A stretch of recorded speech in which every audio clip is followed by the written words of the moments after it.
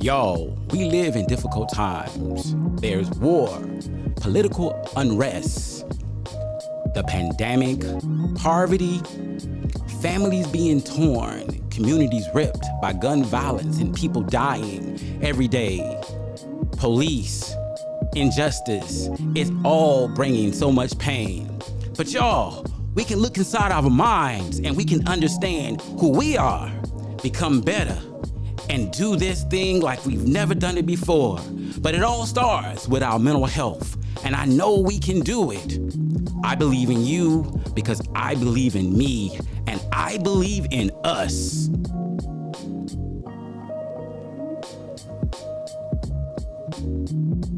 Hello, my name is Gerald McGee, the founder and mental health counselor at Everyday People Individual and Family Counseling Center, LLC in Euclid, Ohio, in the Shore Cultural Center, the big red building in the middle. I'm excited to be here today for our 8th podcast of Therapy is Life. We are celebrating Juneteenth. Today we'll be discussing the unique impact mental health has had on African Americans. You know, it is so good to be here today. We're celebrating 10 years. This is Juneteenth, and we need to raise our consciousness. Okay, before I get too deep into the discussion, I always like to start with a few warm-up points. I call it setting the table. The first thing, what about this cost of gas? Man, I took my son to move into his apartment about 3 hours away, then 2 hours away to his new spot. Man, it cost me like $150. We got to do something about this gas because this is a trip. Think about it. If you keep up like this, it's going to be the pandemic all over again. And I'm not saying the pandemic has ended, but it just be another one, a gas pandemic, because everybody going to be sitting at home, looking at their TVs, on their phones, ain't going nowhere. Why? Because it costs too much to drive. So I remember when gas was $1 a gallon. Well, you could take $5, you could put in your tank and get a half a tank. Now, $5 won't get you maybe a gallon. Just a gallon? Can't imagine that. This has got to be crazy. I'm hoping I wake up and I find that gas has gone back down to some reasonable amount. But I know that's not going to happen no time soon. So, y'all, what are we going to do with these gas prices? Jeez. Congratulations to the Golden State Warriors in winning, I believe, their 4th championship. And Steve Kerr, I think he got like 9 rings now. Man, talk about that. But I guess the Dubs did it again. No matter what you think about Steph, Clay, man, them some bad boys. And you may not like Draymond. He might be severely dramatic, but hey, that dude, he leaves it out there on the court. So they got it again. I wonder what will happen next. I guess we'll all stay tuned to the next season. And hopefully it'll be somebody else. I hope it'll be my team. Maybe it'll be your team. But just not the Dubs. Finally, my attitude of gratitude. Today, it is Juneteenth. We're celebrating this great holiday, the liberation of Africans from slavery in the Americas. And if you're feeling liberated, then you should have learned how to be tolerant. Because if you feeling free, but you judging other people and making them feel like they less than, then you're sure not tolerant as you need to be. So look around. Look at that person that you don't feel so comfortable with. Why don't you go and speak to them? Be nice and warm to them. Try to accept them as they are. Because remember, the whole foundation of slavery was based on the idea that you and I were not accepted. Tolerance. It is a powerful tool because when we have gratitude, we can appreciate other people no matter who they are. Because when we're good, we see the world in a different way. Next, obviously, we're about to move into our main course of discussion, and we're talking about race, we're talking about mental health, we're talking about African Americans and how mental health uniquely impacts the African American. I want to emphasize that up until this point, I've been talking about motivation and how it's important for us to be able to accept our truths and work through our pains. We were able to talk about social constructs and how they determine much of our attitudes, beliefs, and behaviors. We were able to talk about human instincts and how they may influence us. Particularly today, I remember talking about biases and how they may influence our behavior. I didn't see myself doing one on African Americans right now, but since it's Juneteenth, I thought I would jump in and do something right now. So here goes, because I want you and me to get a greater understanding of how Black Americans are affected uniquely by mental health. Before we get too deep off into it, though, I want you to understand, we got to go back to the beginning. Y'all ever heard of saying Kofa Bird? In order to move forward, it must first look back. And if you've ever seen that movie, it is so good. Go back to your past. But there was a middle passage.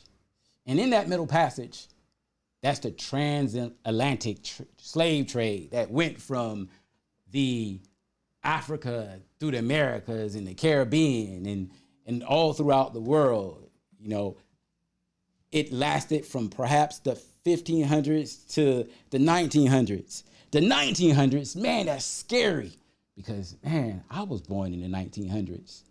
Matter of fact, what's scary when you think about it is Harriet Tubman, I think she died in like 1908. Michael Jordan, I think he was born somewhere in the early 1960s. So he was born some like maybe 50 years or so after Harriet Tubman died, who actually was one of the greatest slave abolitionists of all time. You go, girl. But in the Middle Passage, there was 12.5 million slaves transported from Africa to the Americas. And there's an estimated 2 to 4 million people who died. I think about the story of Olaudah Equiano and how he talks about his being kidnapped from his home and put on a ship, locked in the hull of a ship, not knowing where he was going, but losing his family, losing his country, losing his identity as a Black African and being immersed into reality of slavery. This reality would be traumatizing and would create cycles of traumatized people because it wasn't just his experience. It would be the experience for many generations to come. I think of the Slave Complaint by George Moses Horton, written in 1829. It goes like this: I am sadly cast aside, on misfortune rugged ride. Will the world my pains deride forever? Must I dwell in slavery night, and all pleasure take its flight? Far beyond my feeble sight forever, ever? Worst of all, must hope grow dim? Don't have no light, y'all. And withhold her cheering rim. Rather let me sleep and dream forever. Something still my heart surveys, groping through this dreary maze. It is hope, then burn and blaze forever. Leave not a wretch confined, altogether lame and blind, unto gross despair consigned forever. Heaven, in whom I confide, canst thou not for all provide? Condescend to be my God forever. And when this transient life shall end, O may some kind eternal friend bid me from servitude to sin forever. I wonder how this makes you feel to hear the words of a slave and understand maybe to somewhat how he felt. We never felt the lashes. We never felt his pain. But his mind, his experiences live on in us. Black or white, Latino, Asian. If you're a part of the Americas in some way, his experience lives in you because it has become a part of the American culture. This is America. When I was a young boy growing up in the South, I had this really cool white friend named Thomas, and we would play every day. And, I didn't know that my community was unique. I mean, it was integrated. We would get on our bikes and ride and do our things, play cops and robbers and all other things. And of course, football, because that was the sport in South Carolina. You did that like every day. It was a rule of thumb. I oftentimes wonder why the SEC got it like it does. But man, maybe it's because they just play all the time down there. The Big Ten, they do a lot to have some good players too. I ain't sleeping on the Big Ten, but man, the South and the Carolinas, football. But to get back on focus here, get back on point, one day while I was out with my friend Thomas, some of my black friends from school comes over and we start to chat and play, and Thomas, I guess he feels a little uncomfortable, so he walks away, he goes in his house, and the next thing I know, his mother, with her red hair and semi-looking puffed up hairdo, comes out to me and she says, "Hey, Gerald." I'm like, "Yes? Why you out here with these bad boys?" I'm like, "Bad boys? These some boys go to my school. They're just some friends of mine." "Oh no, you shouldn't be hanging out with them." I wonder what made her say that? What made her feel that way? What had her going to go in that direction? They was just some friends of mine from school. I remember being in school talking about white history and somebody saying, it seems like, hey, white people created all things that was really important. I didn't know enough at that time to really rebuke what he was saying, because it seems like everything around me was about white people. And it was normal for them to see it that way because that's what they know. But for me, being a chocolate black boy, it seemed kind of strange that everything around me was about white people. When I got to high school, I remember reading Tom Sawyer and Huckleberry Finn and thinking about those things, and it seemed like there was those stereotypes about black people, and there was the word being used, nigga, all over again. And I was supposed to see these books by Mark Twain as being some really good writings that told us about the culture of America. This is America, right? But in that same class, I couldn't read the autobiography of Malcolm X or other books that might be more sensitive to my own experience. As a social worker, I remember working in residential, I remember working in foster care, I remember working in child protective services, and a therapist. I've heard many stories. I've seen many people's pains and sufferings, and it's brought me to this conclusion.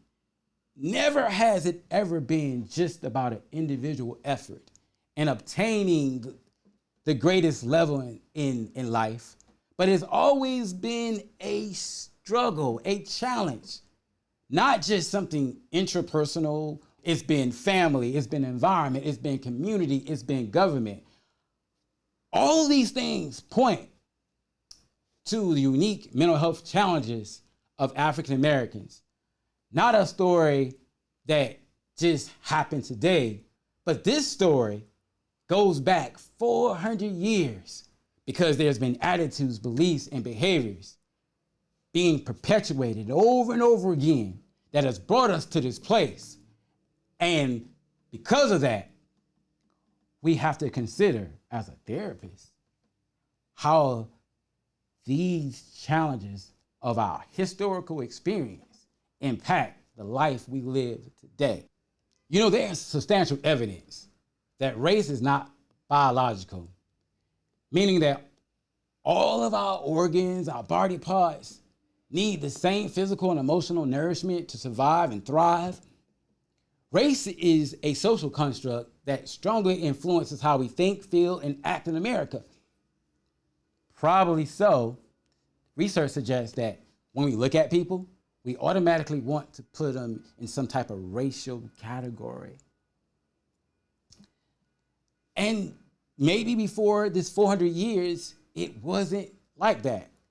Have you read books where they talk about the color of skin and it wasn't really specifically focusing on one's racial identity or cultural identity? It was just people talking about people. I mean, there's stories all over the world where people of different religions, people of different ethnic backgrounds and cultures may have came together, lived and worked amongst each other, and even worshiped in the same places, although they had different religions. Crazy, right? Ivan Van Sertima book that came before Columbus discusses the archaeological findings in maritime studies and Spanish accounts of Africans in Colombia and Peru before the 1600s, or the 15th century, I believe that is. Their accounts tell that King Albuquerque II sailed to the Americas in the 1300s and were revered by the Aztecs because those Negroid people were the ceremonial color of one of their gods. Because of this, they revered these people. Think about it. In the 1300s, blacks who came to this new world were revered and respected almost to the point of gods.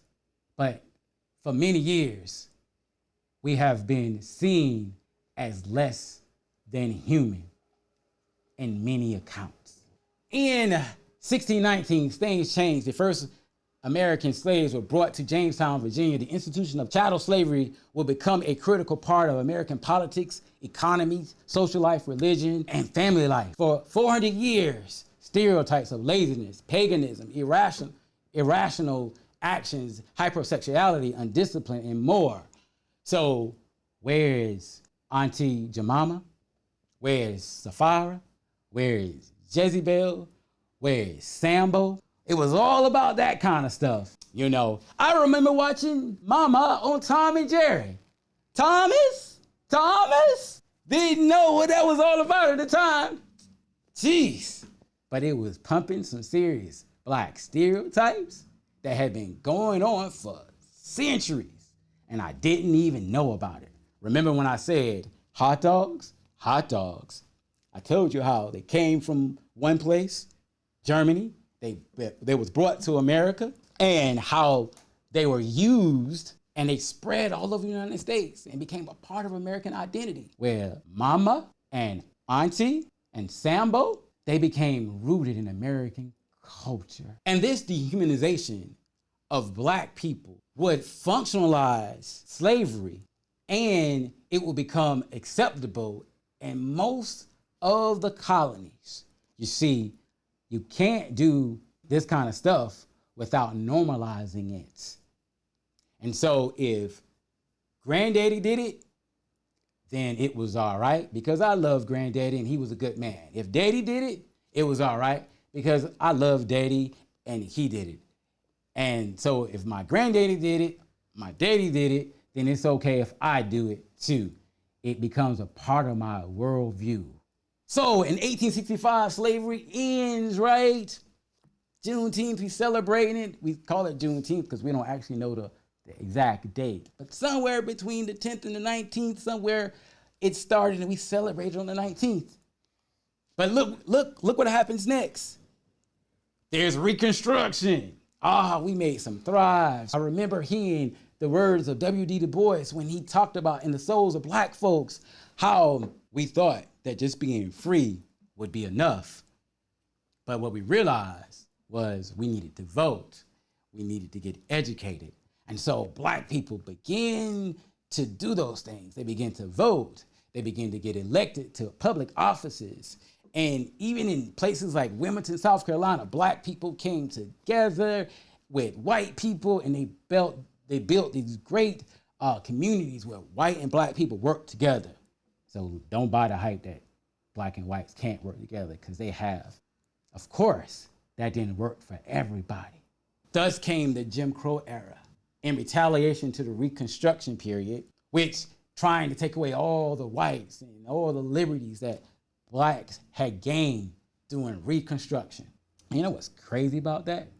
Even the public education system that we now have was actually inspired by Africans, by African Americans back in the 1800s. But they fought against that. They fought against those good things. And we move into the 1900s. And by the time we get to the 1920s, black people are so beat down, knocked out, so burnt out from all the things they've been having to go through just to get a part of the American dream, just to get their piece, not wanting to take anything from anybody else, but just wanting their fair share. So then we have the Harlem Renaissance. We think about it, Ilana Locke. We think about Langston Hughes. We think about Conti Collin. We think about many other artists of that time. Satchmo, Why Am I So Black and Blue? Conti Collin wrote a poem, Yet I Marvel. And he talks about the things we go through and all these questions about we going through, sounding somewhat much like George Horton. But despite everything we're going through, he finds a way to become a black poet. Much of the Harlem Renaissance was deliberately designed to change the ideas and beliefs around what it meant to be black in America. They wanted to change the image through the use of art, music, and culture. But even with that great effort, the challenges persisted. Through the 1930s, during the Dust Bowl era, they said, hey, white people had it bad. And some white people really did have it bad. A lot of white people really had it bad. But you know what? When they catch a cold, we would get pneumonia. But because we had experienced so many challenges for so long, we was resilient through those times and was able to fight through it. But yet, we still had to press forward. We had to move. And here we are, 1960s, civil rights, 1965. And it's hard to believe, because when we talk about what has transpired and all the years and all the pains and suffering and all the lives that have been lost, many of us, when we look at the situation around African Americans, we fail to realize this point. It's only been about the last 55 years that Black Americans have had full rights as citizens.